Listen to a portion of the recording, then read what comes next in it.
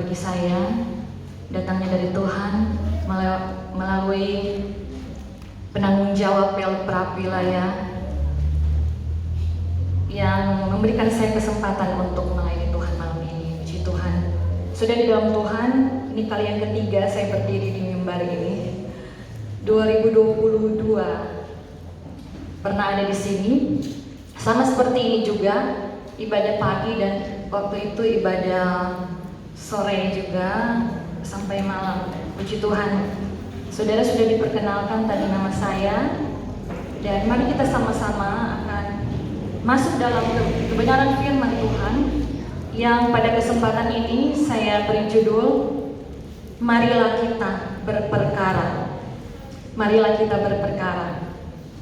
Saudara di dalam Tuhan Yesus Kristus, kita akan awali renungan firman Tuhan di dalam Yesaya 1 ayat 18. Di dalam Yesaya 1 ayat 18.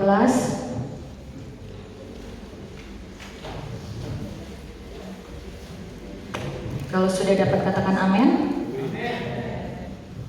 Sama-sama kita baca dalam hitungan yang ketiga.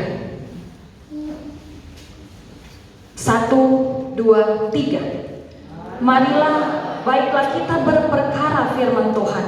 Sekalipun dosamu merah seperti kirmisi, akan menjadi putih seperti salju. Sekalipun berwarna merah seperti kain kesumba, akan menjadi putih seperti bulu domba. Katakan amin. Puji Tuhan. Saudara di dalam Tuhan Yesus Kristus, ayat ini saya singgung di akhir khotbah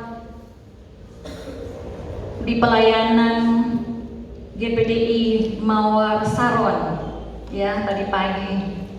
Dan ketika itu saya awali dalam Mazmur 22 ayat 7 yang bunyinya, tetapi aku ini ulat, dan ulat yang dimaksud di sini adalah ulat betina.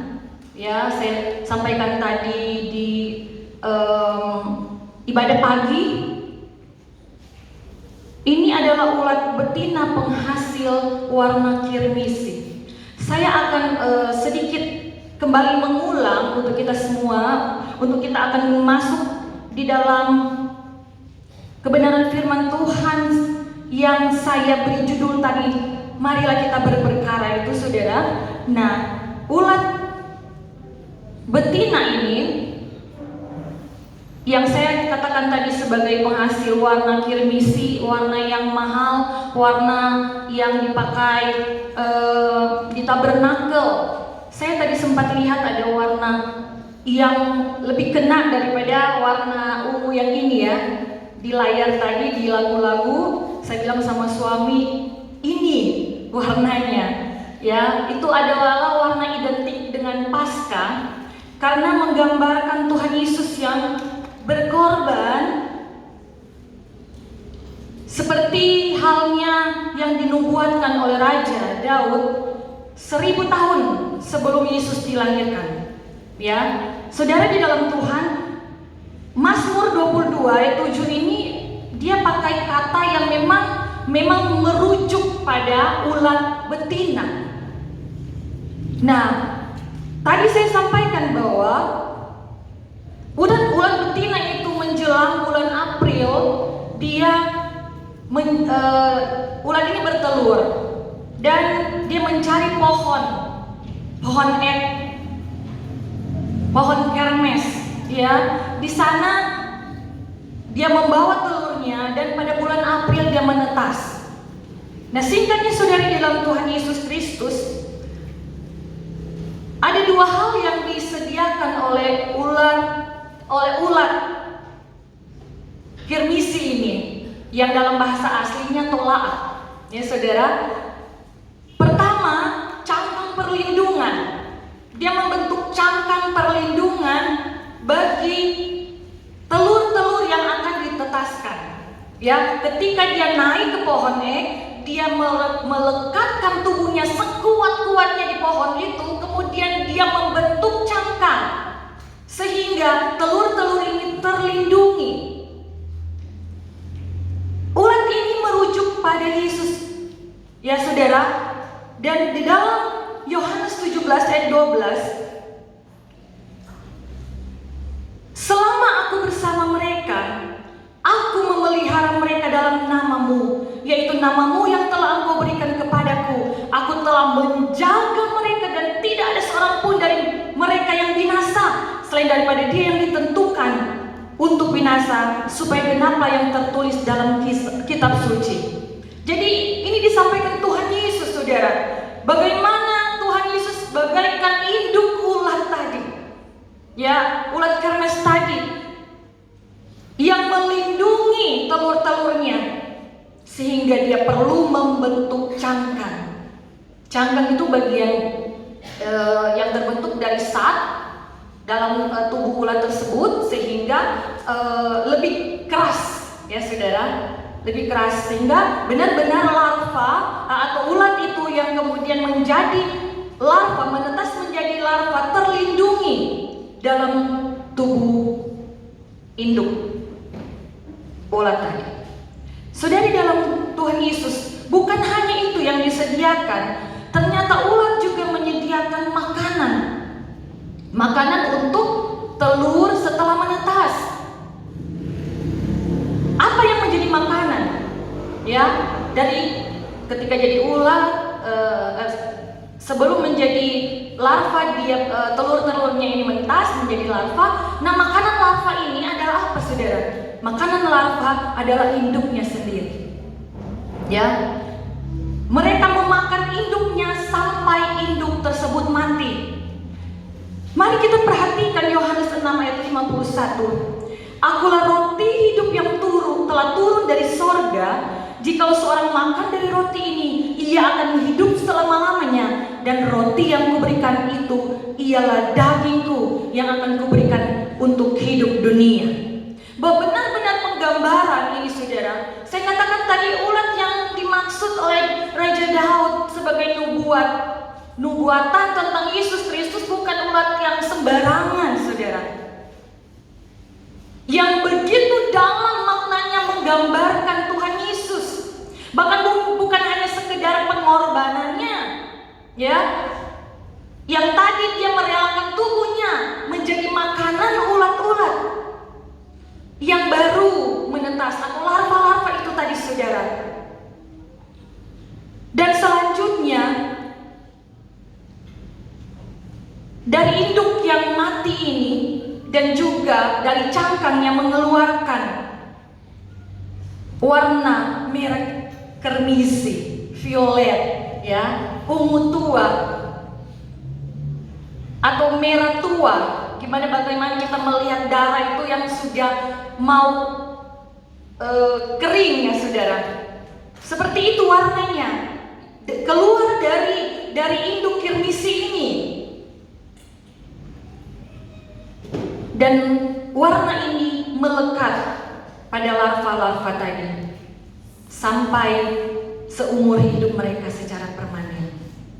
Saudara, di dalam Tuhan Yesus Kristus, selanjutnya 3 hari kemudian, cangkang dan tubuh ulat yang masih tersisa itu, yang tadinya berwarna merah kermisi, menjadi zat lilin. Ya, tadi saya sudah terangkan, saudara, di GPDI Mawar Sarung tadi. Ya, zat lilin itu berwarna putih. Dia berfungsi sebagai perekat dan juga pengawet. Kembali kita masuk dalam Yesaya 53. Ya, Yesaya 53, tetapi kita akan melihat, kita masuk dalam Yesaya 53 ayat 10. Tetapi Tuhan berkehendak meremukkan dia dengan kesakitan. Ini bicara tentang Tuhan Yesus. Apabila ia menyerahkan dirinya sebagai korban penebus salah, ia akan melihat keturunannya. Ya, ayat ini juga saya sampaikan pada ibadah tadi. Melihat keturunannya. Bahasa yang lain, terjemahan yang lain bilang melihat umatnya, melihat anak-anak rohani, melihat pewarisnya. Kenapa saya mengulang ini, saudara? Karena pemuda dan remaja adalah ulat-ulat muda itu, ya. Karena saya sedang berbicara dalam ibadah pemuda remaja, generasi muda kita, generasi yang baru. Firman Tuhan bilang tadi, marilah kita berperkara. Ini adalah undangan Tuhan bagi pelpak yang ada. Amin saudara, haleluya. Marilah berperkara kata Tuhan. Marilah berdialog, ya. Marilah kita berunding.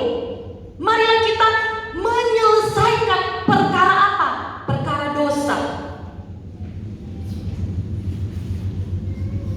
Saudara di dalam Tuhan Yesus Kristus, ketika berdosa, supaya tidak mati, harus ada yang mati. Benar ya? Nyawa diganti nyawa. Harusnya manusia itu karena berdosa kan harusnya nyawanya mati saudara. Diambillah korban dari binatang untuk menggantikan itu. Kita sama-sama tahu juga berarti bahwa darah diganti darah. Dosa yang dilambangkan dengan warna merah yang kita baca tadi saudara, ya, harus diganti dengan warna merah juga supaya menjadi putih, bersih, suci, kudus.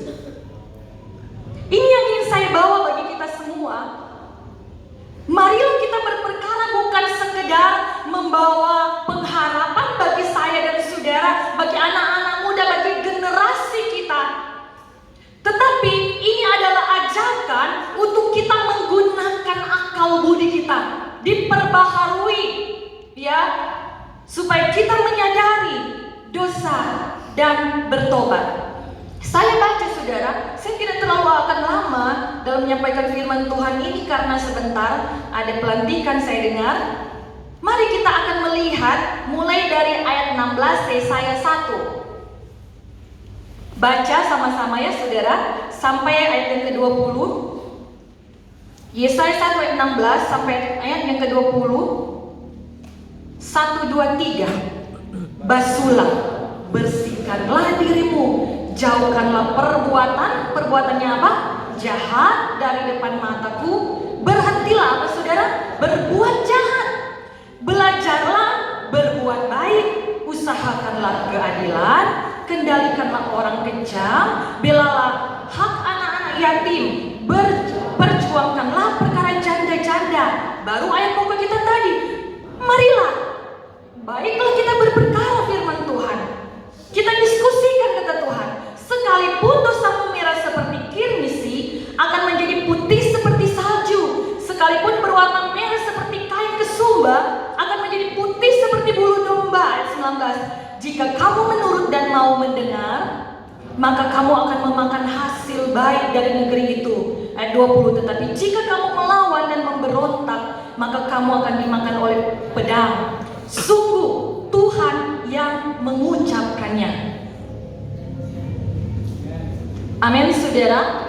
Ternyata bukan hanya sekedar kita mendengarkan sebuah pengharapan ya saudara, tetapi ada tuntutan dalam kehidupan anak-anak muda, khususnya karena ini kakak anak muda ya. Hai anak muda, engkau dituntut berperkara dengan Tuhan, artinya berdialog dengan Tuhan. Coba renungkan apa yang engkau kerjakan hari-hari ini. Apakah itu hal yang berkenan kepada Tuhan atau yang menyakitkan hati Tuhan? Ya, karena ada apa saudara? Kalau engkau menurut, mau mendengar, akan ada hal yang akan engkau nikmati hasil baik. Tetapi sebaliknya, jika tidak, engkau akan dimakan pedang. Saudaraku di dalam Tuhan Yesus Kristus, anak-anak muda, renungkanlah. Kasih Tuhan menyediakan jalan untuk menjadi putih. Ulat tadi saudara, dari cangkangnya 3 hari kemudian dia menjadi putih, menjadi lilin, pengawet, bicara tentang memberikan harapan hidup yang kekal, saudara. Tetapi kita dituntut Seperti ayat yang kita sudah baca tadi saudara dalam Yesaya 1 tadi, bahwa kita harus mengaku dosa kita. Kita harus bertobat, dan apa bukan sekedar itu saja, kita harus berdampak baik. Amin saudara. Haleluya. Menjadi berkat. Saling mengasihi. Amin anak muda. Haleluya. Haleluya.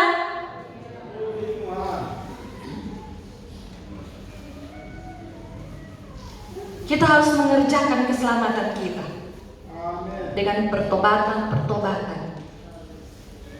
Saudara di dalam Tuhan Yesus Kristus, marilah kita berperkara adalah ajakan Tuhan, bukan main-main. Ini mengingatkan bagi anak-anak muda, mari jaga kekudusan. Amin. Anak muda, halo. Haleluya, puji Tuhan. Sekarang jadi pertanyaan, tapi saya punya masa lalu. Sekarang ke GPDI agak keras ya, soal kekudusan. Yang bicara soal kalau mau masuk dalam pernikahan, karena kekudusan bukan soal itu juga, mulut perkataan juga bisa, ya dituntut dari situ. Tetapi saat mau masuk dalam pernikahan, ada peraturan-peraturan. Tetapi mari ya saudaraku di dalam Tuhan Yesus Kristus, ketika Tuhan berbicara kepada Anda saat ini, hai anak muda, mari berperkara, itu mengajak engkau untuk hidup bertobat. Amin. Mungkin masa lalu saudara adalah masa lalu yang suram. Engkau pernah melakukan hal yang tidak berkenan kepada Tuhan. Perhatikan sungguh-sungguh. Ini adalah ajakan yang baik bagi kita semua. Bertobat. Amin. Haleluya saudara. Mungkin di gereja ada yang akan menjadi risiko Anda. Tetapi tahukah engkau yang mungkin hari ini mengingat masa lalumu yang tidak baik-baik saja, yang pernah melakukan dosa di hadapan Tuhan, dan mungkin masih berdosa saat ini. Perhatikan, Tuhan mau berperkara dengan engkau. Tuhan mau berperkara dengan engkau saudaraku. Tidak hanya sekedar yang mengajak untuk berperkara, tetapi ini adalah ajakan undangan kasih juga bagi kita, bahwasanya ada kesempatan bagi kita. Allah ingatkan, mari berdiskusi, mari berunding. Ingat, akui dosamu dan hidup dalam pertobatan. Amin saudara. Haleluya. Karena apa janji firman Tuhan indah sekali. Walaupun merah seperti kirmisi, ya, ada darah yang merah dan tolat tadi saudara yang menggambarkan Yesus yang tercurah di kayu salib, bahkan membungkus engkau generasi Tuhan. Amin. Haleluya. Haleluya. Puji Tuhan. Malam ini saudara, mari kita merenungkan ajakan Tuhan. Hai anak-anak muda, hai generasi Tuhan, dari kehidupanmu akan muncul lagi generasi-generasi yang baru. Biarlah generasi-generasi baru yang muncul lewat kehidupanmu, generasi masa kini, mengingat firman Tuhan ini. Wariskan bagi mereka, jaga kekudusan dan hidup dalam pertobatan. Amin saudara. Haleluya. Saya tadi dapat, makanya sempat saya buka judul pelayanan ini, Revival Service. Itu saya perhatikan, revival itu adalah kebangunan rohani. Di dalam pengertian yang saya temukan tadi adalah karya kedaulatan Allah melalui Roh Kudus untuk menghidupkan kembali, menyegarkan, memulihkan kehidupan rohani umatnya yang menurun atau mati. Mungkin ada di antara saya dan saudara di tempat ini anak muda, ya, yang kehidupan rohanimu mulai menurun atau mungkin bahkan mati. Kau masih ada di gereja, kau masih melayani Tuhan, tetapi hubungan pribadimu dengan Tuhan sepertinya kering. Perhatikan, berperkara dengan engkau. Amin, saudara. Jadi revival ini bukan sekedar emosi sesaat. Oh, dengar firman Tuhan, oh menggebu-gebu datang di pelayanan, oh saudara, girang-girang memuji Tuhan, sungguh-sungguh kayaknya di dalam hadirat Tuhan. Bukan sekedar itu saja, tetapi revival bicara tentang pertobatan sejati. Amin, saudara. Haleluya. Saya ketika lihat ini saya bilang luar biasa. Ada benang merah tentang pertobatan sejati, kasih yang mendalam kepada Tuhan, dan satu lagi, berkomitmen hidup sesuai firman Tuhan. Itu artinya revival. Saudara mau berkomitmen, saudara, anak muda? Amin. Coba bilang kiri kanan, orang berkomitmen dengan Tuhan.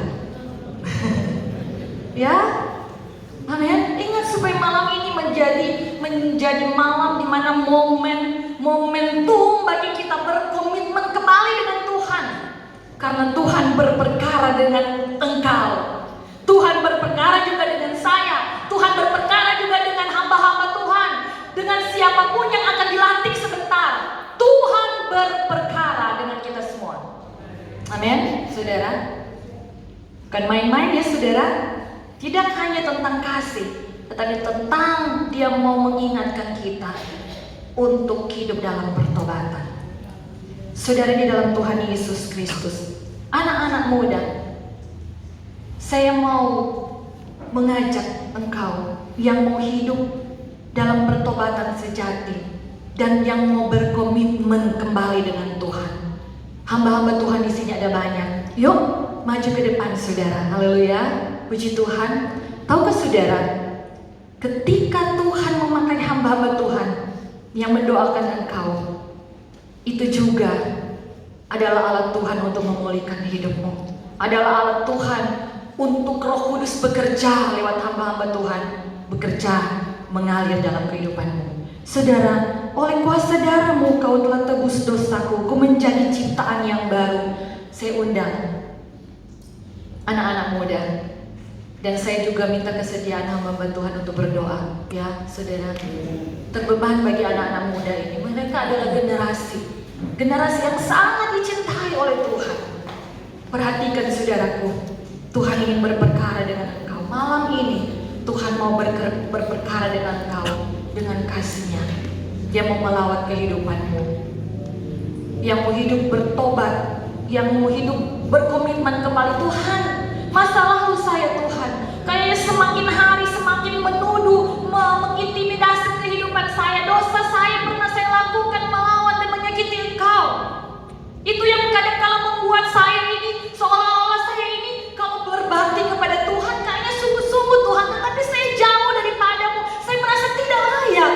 Kesempatan malam hari ini Tuhan ingin memulihkan hidupmu. Mari kita akan lakukan kor ini. Haleluya, puji Tuhan, haleluya. Haleluya, puji Tuhan. Tidak kebetulan firman Tuhan sampai kepada kita. Kata Tuhan tadi, dengar. Dia memanggilmu dengan penuh kasih. Mari berperkara. Mari berdiskusi dan renungkan semuanya.